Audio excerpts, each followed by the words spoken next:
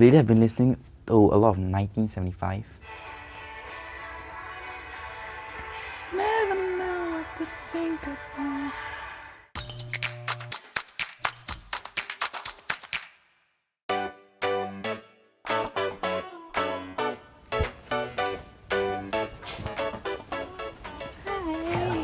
Nice to meet you.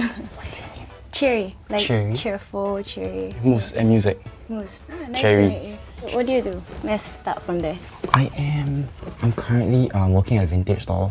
Oh. Then I like social media. Are you on social media? TikTok. I love Everyone's TikTok. chronically online. Yeah. Oh, but I refuse to download TikTok. Why? I don't know why. I think it's just millennial stubbornness. Hi, welcome to the Photobooth. Your 30-minute conversation begins now. Speak, listen, and connect. On a scale of 1 to 10, how happy are you? There. Okay, going in hard. I'll give it a solid 6.5 or 7. I'm not like super happy about it, but I'm also not like depressed. The weight on my chest, I would say, Yes. kind of came off when I converted from full-time to part-time. Yes. Because I think I felt like a lot of my work was consuming my life. Yeah, I feel like I'm a 6. Yeah. Is that good or bad? I don't know. I can never take life easy. I'm always overthinking. People who don't know me also, when they see my social media, they assume I'm this very wholesome guy, all that. But I always remind people that social media is not real and it's a facade lah. But only my closest friends know. I'm quite depressed, by the way. Just saying, bro. But yeah, there's that. Yeah. Okay. Yes. What is one thing you find highly overrated?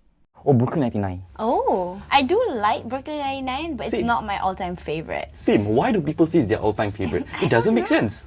What do I find highly overrated? Maybe TikTok. I don't know. In I what am- sense? Okay, maybe it's not an overrated thing, but it's more of like I just don't need another platform to get addicted to. I understand just that point. refuse. I understand refuse that to point. get even more addicted to it. In a way, I don't need another thing to worry about. I don't want another like, oh, like what are people thinking about me, or like, yeah, maybe I care too much about people's opinions, and that's why I shouldn't. Like, I don't want to feed into that. I think to a great extent, I'm opposite of that. I put my entire life on social media, and I feel that because of that, subconsciously, I need people's validation. Is there a reason why you decided to share everything online? I grew up watching YouTube, so I'm influenced by all the cliches. Casey Neistat, the vlogs, Logan Paul, KSI, PewDiePie. I grew up watching YouTube. And yeah, I grew up watching the New York lifestyle and all. So yeah, because of YouTube. Okay. I grew up watching YouTube. Fair enough. Are there any societal pressures that you think affect you? When I was like thinking about what I wanted to do for university, what I wanted to study and everything, there was this whole pressure of like going the more conventional routes, you know.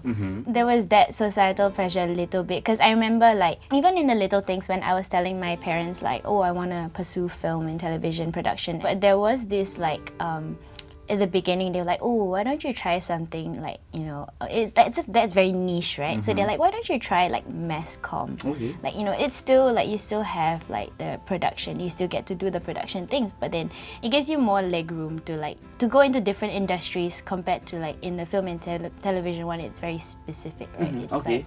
like they were kind of like trying to sway me into that, but I think partly stubbornness and also partly just because like I was quite like sure that I wanted to do it, and to this day I have no regrets. So like There's no regrets. No regrets. I don't believe in regrets. But what about you? The cliche, what's the cliche? Quarter life crisis. Truly is, bro. Yeah, the cliche is the money, the being in a relationship, the job, the car and all. Again, as much as I want to live a simple life, there's that bit of pressure. Yeah, everyone's in a relationship, everyone's getting married, everyone has a 9 to 5. Keep in mind, I'm working at a vintage store. It's an independent place. It's not your regular 9 to 5. And I'm always on social media, so I can't help but always compare myself. So I would say what I struggle with, the societal norms, is just being 25. I don't want to be 25 because I feel like I don't feel I'm 25 enough. I guess to an extent, different from what you mentioned, you said you don't regret. I harp a lot on my past. If only I did that at 21, if only I did that at 22, 25 you owe me be very different. It's not fair for yourself to compare yourself to what you expect, because what you expect is molded by what society expects, Correct. right? A lot of what society expects is on the assumption that everyone started off at the same level, Yes. at the same under the same circumstance. Like Yes. everyone has the same amount of privileges, amount of like resources, and that's not true. Yes. And sometimes life throws you curveballs, and that's not on you, that's not on anyone around you, it just happens. I don't think it's fair to do that to yourself, but I'm not saying that it's not easy to end up comparing anyway. What is one feeling you miss? I miss feeling free. I recently ORD. Yeah, I think 2 months later I moved out of my family's place. And then I'm currently renting a studio apartment. I can never be at ease. I'm always thinking about money. Rent will always be at the back of my mind. I just miss being at ease. Yeah. When you're 24, 25, 26, 27, 28, yeah, you just miss being a kid. You miss not having stress. To you, free is to not worry about, like not be bogged down by worries about financial Correct. stuff, like. I feel like for the past few months, I've struggled to actually live. But then again, I acknowledge that I chose this life. I don't like to whine about it to my friends. I always tell myself that I chose this life lah. The thing is, I think there's beauty to living alone also. I always tell people that as much as it's a struggle, it will make a person out of you. I think it's a good kind of struggle. So I'm like, okay lor. So as much as it's hard, I chose this life and I'll live this life lor. Thanks for listening, by the way. Feels like therapy now. Later I'll pay now you. Yeah, we just lie down. It's like therapy. I feel like you're my therapist now. But go on. What's the one feeling you miss? I miss eating without guilt. Yeah. So like I kind of grew up with like body image issues because I grew up on the overweight side. I've gone through all the stages. I've gone through starving myself. I've gone through binge eating. I've gone through like, you know, all both ends. I've swung on both extreme ends.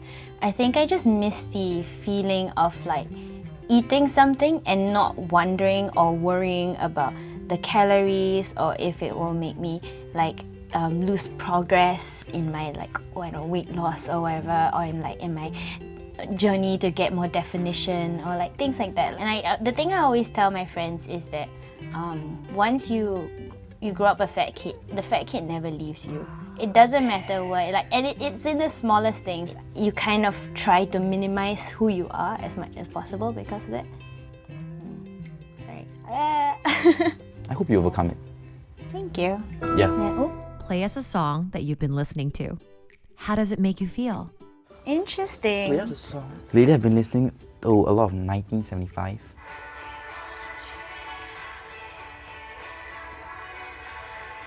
Never know what to think about. Truly, bro, this song got vibes, bro. I just got off a relationship. That song was blowing up on TikTok, and then she said every time she listened to the song, she thought of me. Now that she's no longer here, that's the only thing I listen to. So I think that's why I'm back to 1975. I've been listening to Stick With You by Pussycat Dolls.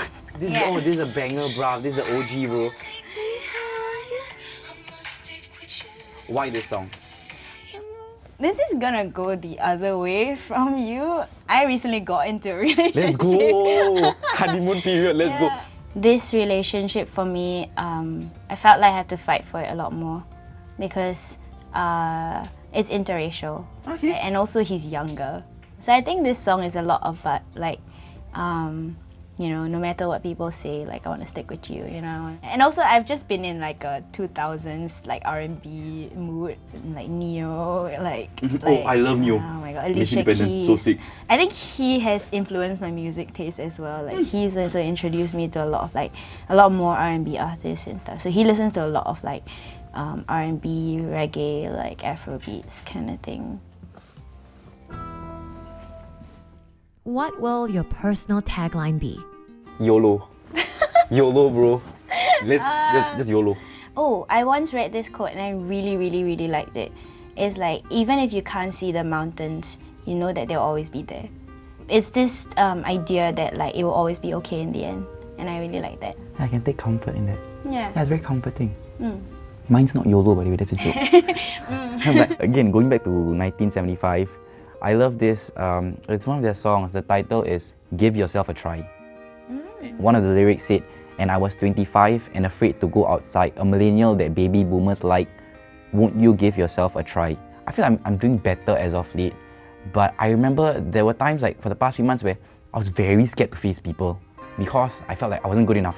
And so I take comfort in this song a lot. Why don't you just give yourself a try? It felt like he's talking to me, yeah? I said, okay bro, I'm gonna give myself a try now, okay? So yeah. Thank you for participating in the photo booth.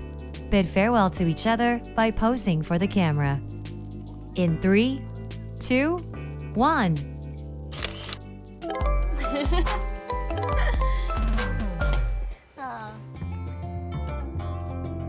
Oh, so cute! Aww.